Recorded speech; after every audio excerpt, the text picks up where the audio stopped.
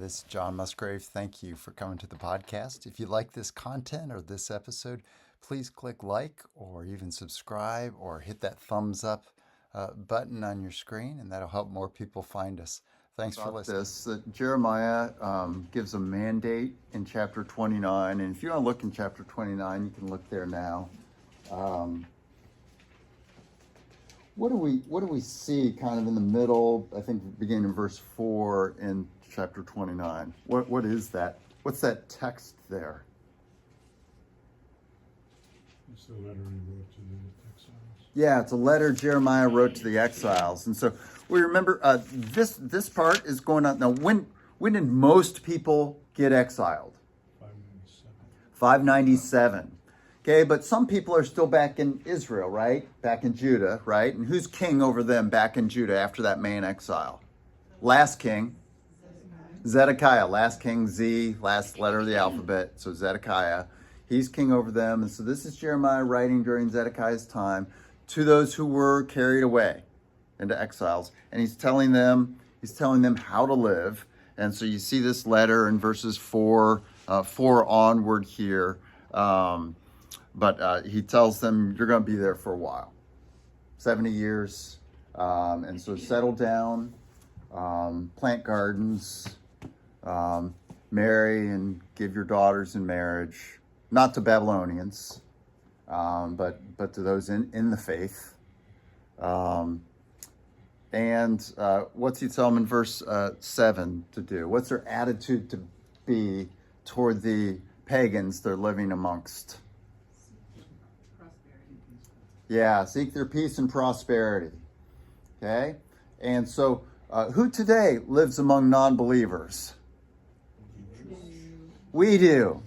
So, is the Jeremiah, we call it the Jeremiah mandate. It's a cultural mandate. How do you live in your culture? The Jeremiah mandate, does that rightly apply to us? Yes. This is God's instruction about how you live among pagans when all your neighbors aren't in covenant with God. Where in the Old Testament do we see the case where there's a people where all their neighbors, each other, were in covenant with God? It's not a secret place. They were in covenant? Yeah. What's the situation in the Old Testament in which everyone we're reading about is living next to people who are also in covenant with God, the one true God? Yeah, the promised land. Okay, Israel. Okay? And so this is Jeremiah telling these people who used to have every neighbor in covenant with God, and now almost every neighbor is not in covenant with God, not professing to be in covenant with God. And so this is a message of how do you live when you are in pagan society. And so which is more fitting for us, the mandate of promised land or the mandate of Jeremiah here? Yeah, the Jeremiah mandate. So this is instructive for us. We seek the peace and prosperity of the city in which we live. We continue to give our daughters in marriage and have our sons marry other believers. And we settle down and we seek the peace and prosperity of the city in which we live. Does Daniel, who's in exile, obey the Jeremiah mandate? He sure does. Who's he working for? Nebuchadnezzar. Yep. What's his response? Anyone remember his response when Nebuchadnezzar has the dream about the tree that's cut down and Daniel has to give the interpretation of it, which means Nebuchadnezzar is going to be stripped of his power and he's going to be sleeping under the stars and barking at the moon. He says, if this was only of one of your enemies. Yes. He says, if this were only true of one of your enemies. So, yes, Daniel's obeying the Jeremiah mandate. He's seeking the peace. Now, what had Nebuchadnezzar done back in Jerusalem? Run the temple over and burned it down. Knocked the city gates down. Burned it down. But we also know from Jeremiah, which Daniel Daniel has, being one of these exiles that Jeremiah wrote to. Okay. We also, what was I going to say? I forget. Oh, well. So here's Jeremiah's mandate on how to live in exile that's given to us. In contrast to that, we have Joshua's mandate. What was Joshua's mandate to the people? What did he and think of Joshua's historical circumstances. What does he tell the people about how to interact with pagans? Wipe them all out. And there's a distinction made. What if those pagans live inside the boundaries of the promised land defined in Genesis 15 to Abraham? Then what do? Kill them. Wipe them out. Men, women, children, animals. Wipe them out if they're in the promised land. But there's a distinction made. What if they're not in the promised land and they just come and attack you? They're from far away. Far, far away. Defend yourself, but you don't totally destroy them. Right. Defend yourself, but don't totally destroy them. Because what Abraham is told in Genesis 15 is, this land I'm giving to you from the wadi in Egypt, which Anna told me years ago, and I know it now. Know what a wadi. It's like a brook that dries up in the summer, but it's right on the edge of Egypt. From the edge of Egypt to the Euphrates River, which goes through Nineveh, is God's giving Abraham that land. And he says, but I'm not giving it to you now because the sin of the Amorites is not yet complete. And so God didn't want to wipe them off the face of the earth yet because their sin wasn't at that level in his estimation, which is true. But he says, but your people will go down into Egypt. They'll be enslaved for 400 years. And after that, I'll bring them out and they'll wipe out the people of this land. Okay, so if they're a Canaanite, one of those 7 nations, seven nation army. I don't know if the White Stripes had that in mind when they created that song or not. There are 7 nations listed among the Canaanites.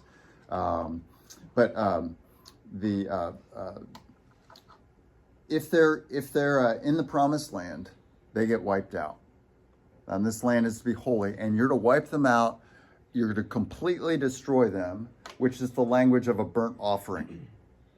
Completely destroyed, given up to me as an offering of worship. Wipe them out completely to worship me. I was just reading in the purification or the cleanliness laws in Leviticus yesterday, and I was in the lovely section on who you can't have marital relations with. And it says, and don't do this because that's what the Egyptians do, and that's what the Canaanites do. Do not be like them. Okay, and so, the Canaanites were really, really, really morally wicked people. So don't feel sorry for the Canaanites when God tells his people to completely wipe them off the face of the earth. They're the new equivalent of the people during Noah's day, and they're why Moses gives that account of Noah. He's drawn a comparison of the people on the earth during Noah's day to the Canaanites. Remember, Moses is writing Genesis. He's writing Genesis to a people who are still scheduled to wipe out and conquer the promised land next month. Okay, writes it at Sinai before they do the Numbers 13 and 14 thing, before they reject going into the promised land. And so he shows them, you are the new Noahs, and I'm going to wipe out the people in Canaan, and I'm going to provide for you a new earth. Okay, and an abundant earth like Noah sees when he gets out the ark, and everything's growing again, and everything's at peace. Okay, so Joshua mandate is when you're in the promised land. But when you're living outside the promised land, Jeremiah 29 and the Jeremiah mandate. So you've heard this before, but let me ask it now. Is there any place today where the Joshua mandate gets applied. Yes. Yes, where? In the church, I get to rough up somebody. That's right. In the church, Matt gets to rough up somebody. No. So why do we say in the church? In the Old Testament, it was in the promised land. And what was true in the promised land about your neighbors? They were all in covenant with God. And so where's that equivalent today? Church. In the church. They're all in covenant with God. And so we allow, just like Israel, we allow non-covenant people to come in and look around. Right? There are foreigners or aliens in the land in the Old Testament. But we don't allow them to set up altars to worship their gods. And we don't allow them to tell other people to worship their gods. And if they do, we extinguish them or chase them out of the country because this is a holy land. Okay? And so in the church today, that's who we are. We're a nation, a holy nation, 1 Peter 2:9, a holy nation, and we're in covenant with God. And so we allow aliens and strangers to come in and look around, but we don't allow them to teach. We don't allow them to worship another God during our worship service. If they make a comment in Sunday school that's about worshiping another God, we don't say, that's great.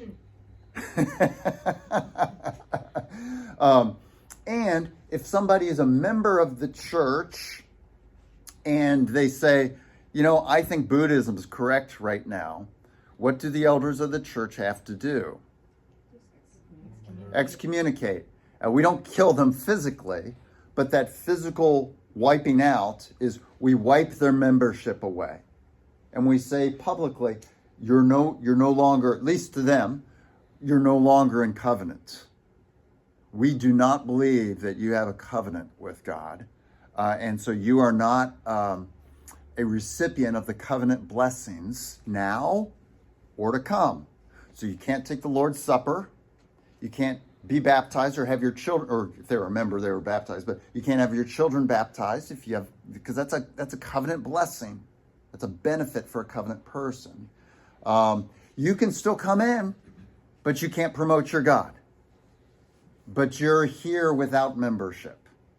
Okay, and that's the session fulfilling this role of the leaders of Israel, and where we extinguish unbelief among the membership of the promised land. And the promised land today for those living on earth is the church. Yes, Eddie. I was going to say fence in the table, but you beat me to it.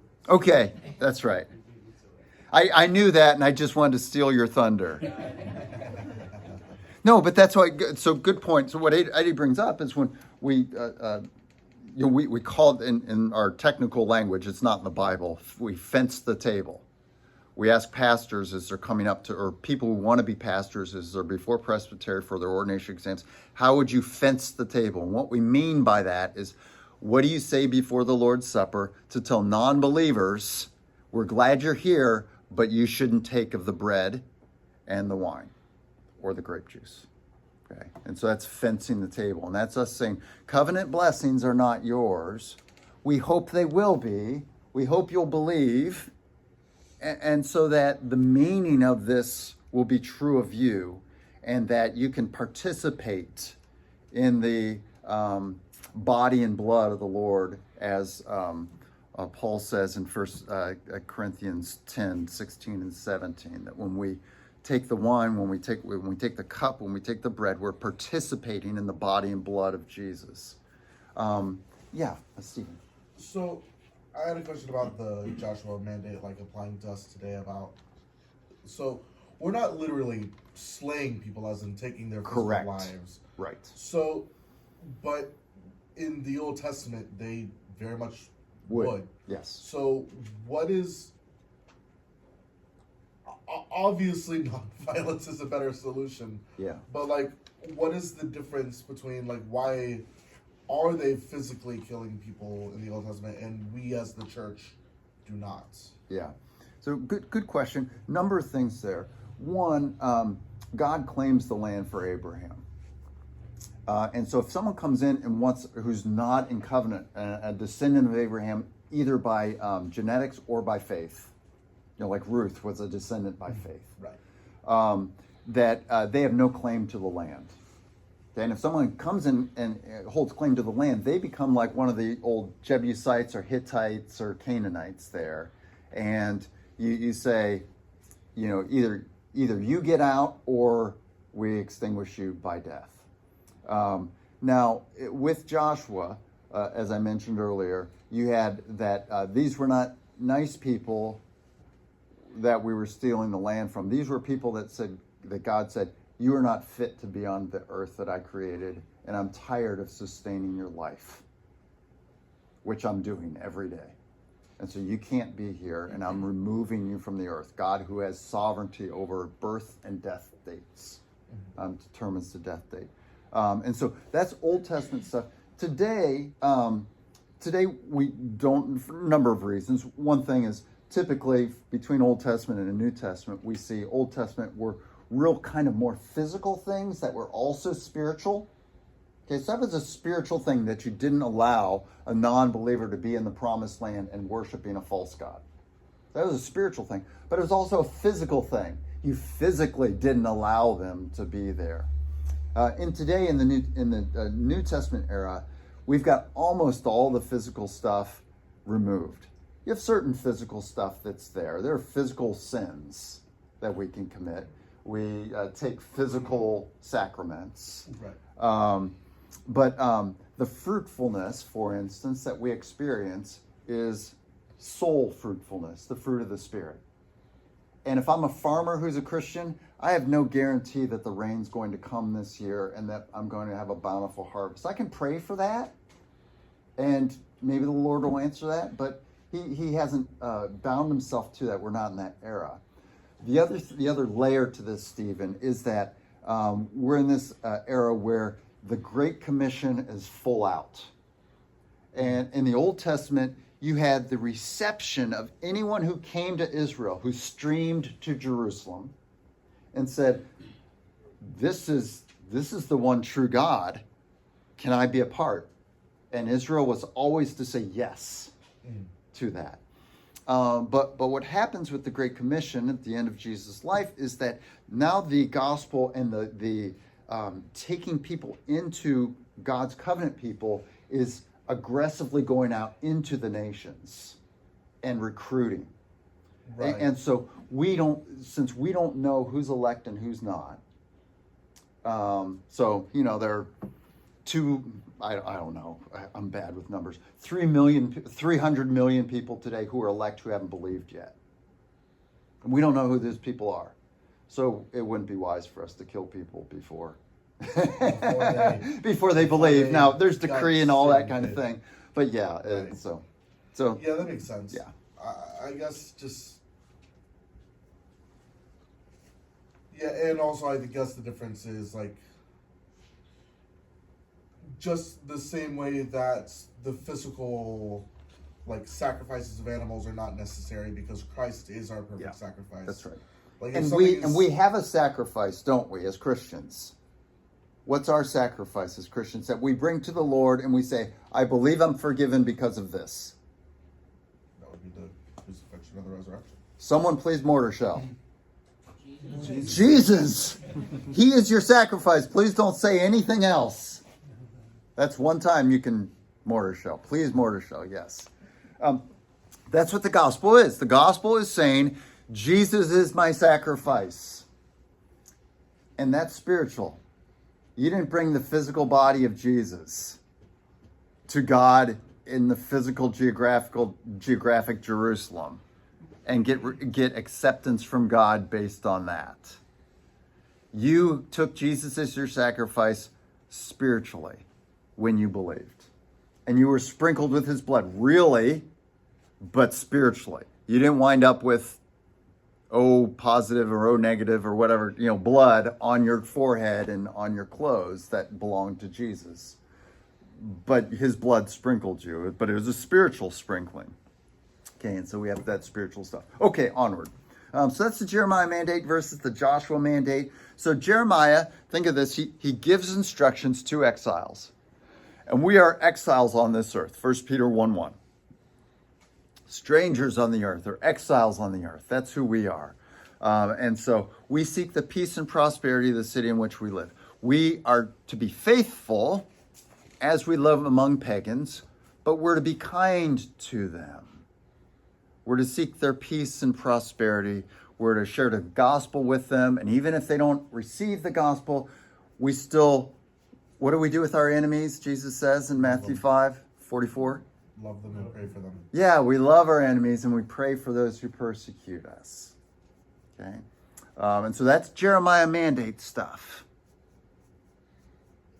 Okay, if you were under Joshua, you weren't loving your enemies or praying. You would be disobedient if you loved your enemies and prayed for those who persecuted you. If you're under Joshua, conquering the promised land. Okay, so we covered this stuff here. So inside Joshua mandate. Outside the promised land in exile, we do the Jeremiah mandate. Okay, let's look at, so that's the end of our Jeremiah stuff, but good, I was hoping we would, 7 minutes. Let's look at a few things. I want to just review with you that will be helpful to you. Let's go to chapter 39.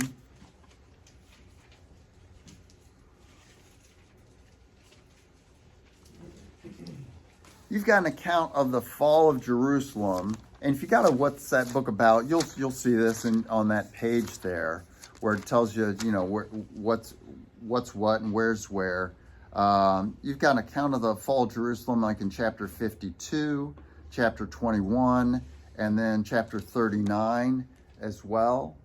Now that you see that that's here, turn back to 2 Kings, and I want us to look there.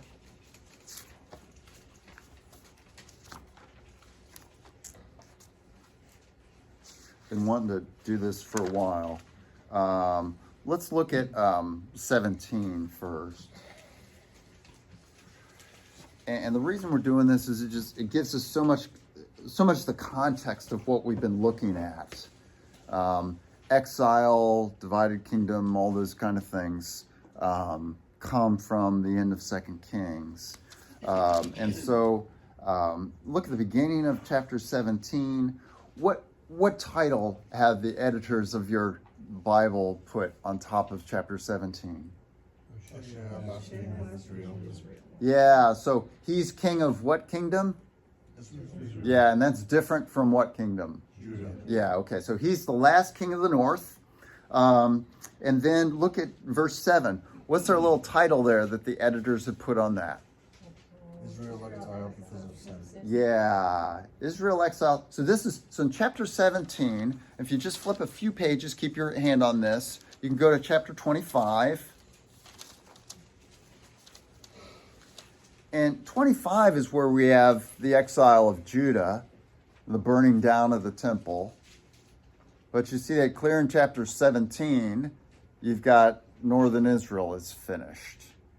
And when does what's our year for the finishing of northern Israel? Northern Israel.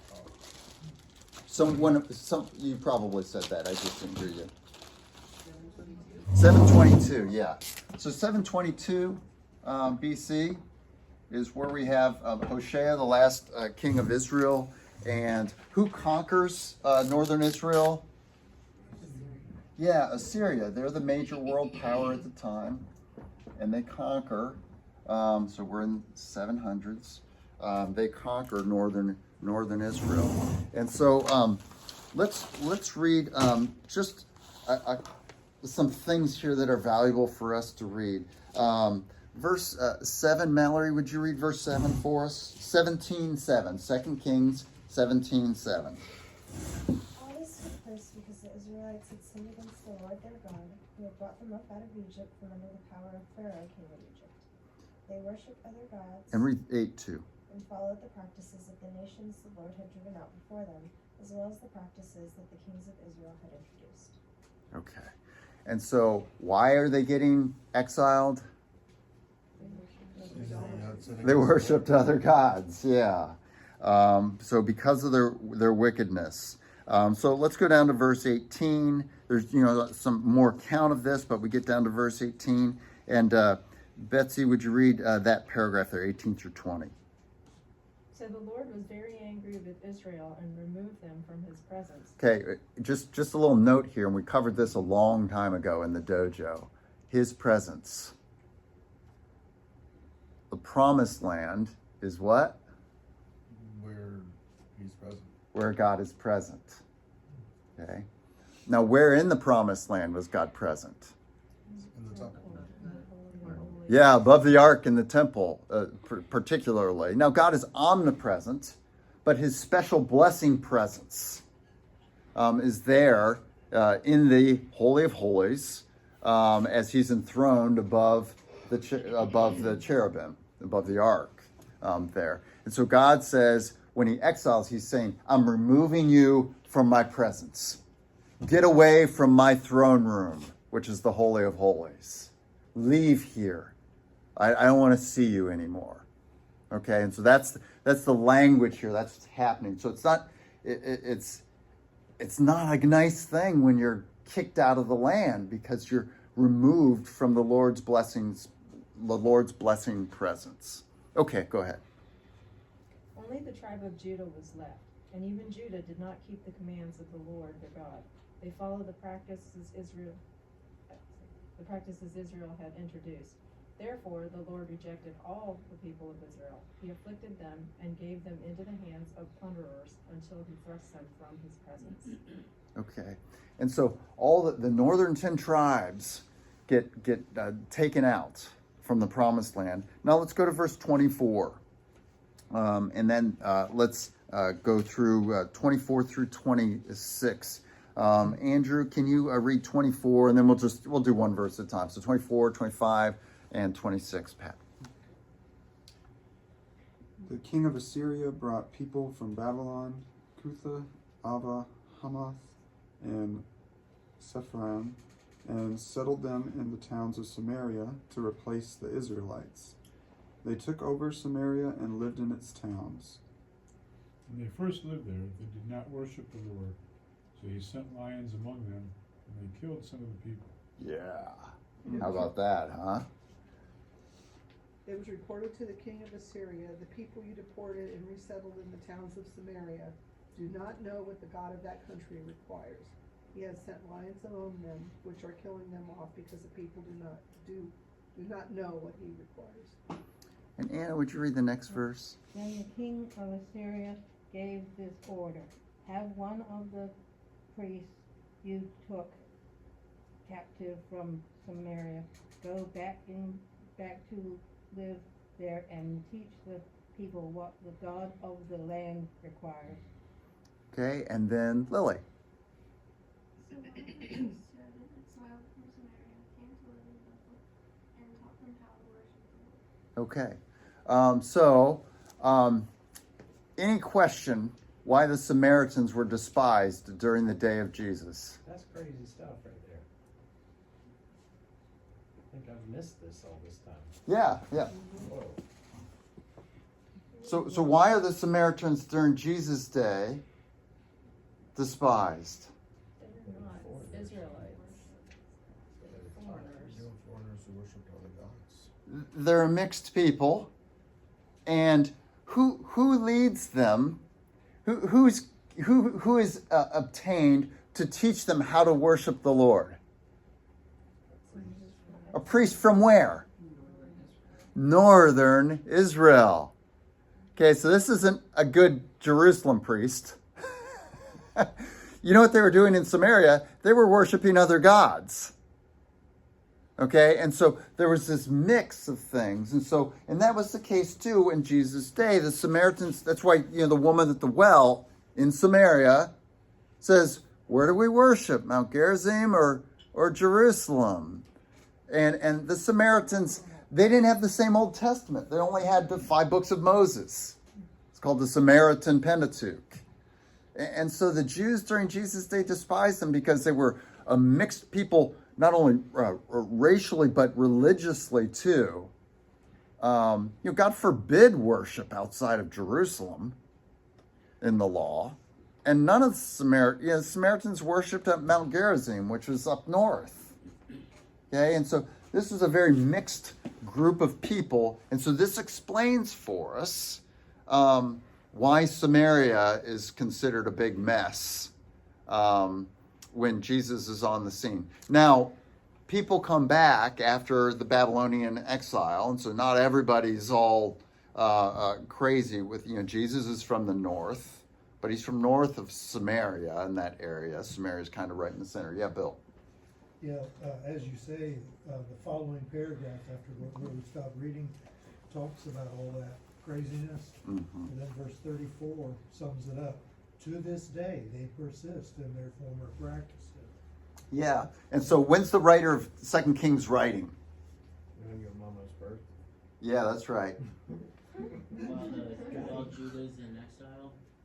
Yeah, while the exile's going on. So mid-exile. So like 653 is, that's when the last recorded date is at the end of 2 Kings. And so during the exile, and so he's telling them, by the way, he's telling the exiles, the writer of 2 Kings, this is still going on back there. While you guys are in exile, this kind of unfaithful practice is going on by northern Israel, just like it was going on when you got exiled in, when did the Judahites get exiled? Yeah, 597 there. And so 2 Kings is being written to this crew who are in exile. And he's telling them, here's what happened back in 722 BC, which was even before you were born. But here's why things were so crazy before you left, and they're still crazy now, religiously. Okay. Last thing, we'll just do this quickly because we're at time. Go to 24 and 25.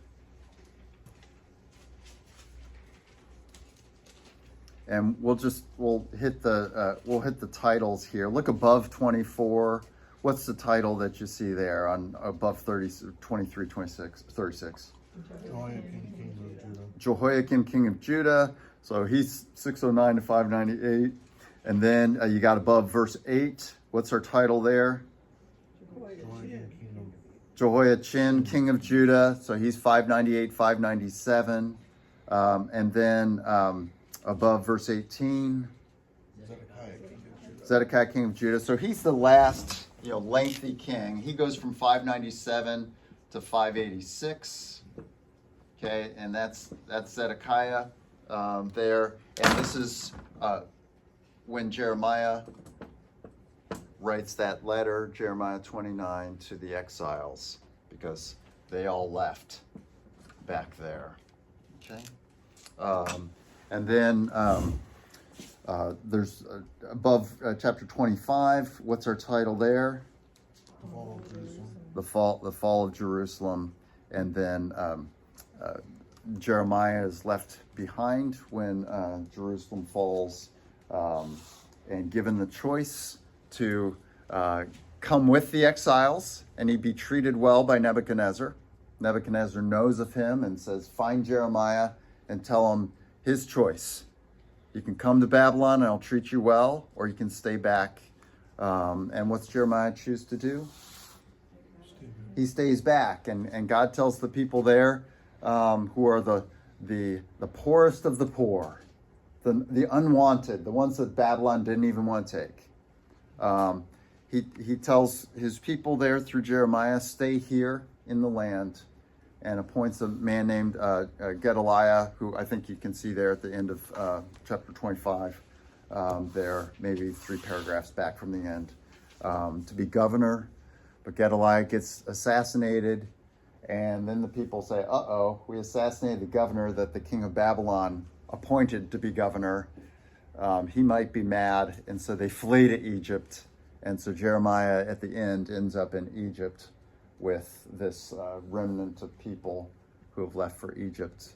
And that's why there's a strong Jewish presence in Egypt during the centuries before Jesus and while Jesus is around. Okay, let's pray.